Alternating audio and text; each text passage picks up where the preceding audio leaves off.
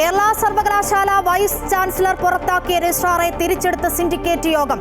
Suspension തുടരുമെന്ന് വിസിയുടെ ചുമതല വഹിക്കുന്ന ഡോക്ടർ സിസ തോമസ്. യോഗം പിരിച്ചുവിട്ട ശേഷം എടുത്ത തീരുമാനത്തിന് സാധ്യതയില്ലെന്ന് സിസ തോമസ്. സിൻഡിക്കേറ്റ് തീരുമാനത്തിന് പിന്നാലെ ചുമതലയേറ്റ് ഡോക്ടർ KS അനിൽകുമാർ. ഹൈക്കോടതിയുടെ നാളത്തെ തീരുമാനം നിർണായകം. കോട്ടയം മെഡിക്കൽ കോളേജ് ആശുപത്രിയിലെ അപകടത്തിൽ മരിച്ച ബിന്ദുവിന്റെ വീട് സന്ദർശിച്ച ആരോഗ്യമന്ത്രി വീണ ജോർജ്. മകൾ നവമിയുടെ തുടർ ചികിത്സ ഏറ്റെടുക്കും. മക്കളിൽ ഒരാൾക്ക് ജോലി നൽകുമെന്ന് മന്ത്രി VN വാസവൻ. കായംകുളം താലൂക്ക് ആശുപത്രിയിൽ ഉദ്ഘാടനം കഴിഞ്ഞ് മാസങ്ങളായിട്ടും അത്യാഹിത വിഭാഗം പ്രവർത്തിക്കുന്നില്ല. അടഞ്ഞുകിടക്കുന്നത് ജീവനക്കാർ ഇല്ലാത്തതിനാൽ.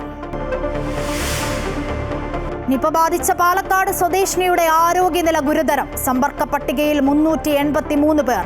ആരോഗ്യമന്ത്രിയുടെ നേതൃത്വത്തിൽ ഉന്നതതല യോഗം ചേർന്നു. കൂടുതൽ ICU ഐസൊലേഷൻ സൗകര്യങ്ങൾ ഉറപ്പാക്കി. രോഗത്തിന്റെ ഉറവിടം കണ്ടെത്താൻ സാധിക്കാത്തതിൽ ആശങ്ക. തിരുവനന്തപുരം വിമാനത്താവളത്തിൽ കുടുങ്ങിയ F-35B ബ്രിട്ടീഷ് യുദ്ധവിമാനത്തിന്റെ അറ്റകുറ്റപ്പണിക്കായി വിദഗ്ധ സംഘമെത്തി. ഹാങ്ങറിലേക്ക് മാറ്റി തകരാർ പരിശോധിക്കുന്നു. പരിഹരിക്കാനായില്ലെങ്കിൽ ചിറകുകൾ അഴിച്ചുമാറ്റി ചരക്ക് വിമാനത്തിൽ ബ്രിട്ടനിലേക്ക് കൊണ്ടുപോകും. പരമ്പരാഗത മത്സ്യത്തൊഴിലാളികളുടെ ജീവിതം ദുരിതത്തിലാക്കി കടലിൽ മുങ്ങിയ MSC എൽസ 3 കപ്പൽ.